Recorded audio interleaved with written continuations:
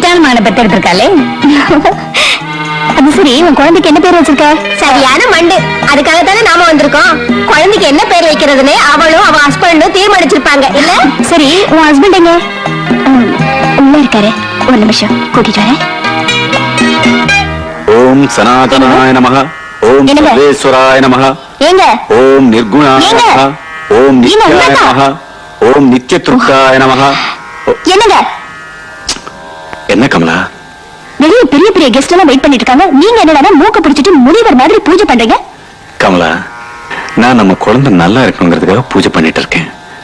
முடிச்சிட்டு வந்துடுறேன், நீ போ. என்னங்க, உங்க ஐயப்பன் எப்பவும் இப்படியே இங்கேயே காத்துட்டு இருப்பாரு.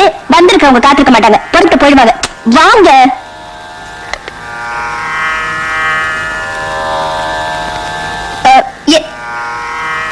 சுவாமி, இவ தெரிஞ்சும் தெரியாமலும் செய்யற தப்ப மன்னிச்சிட்டப்பா.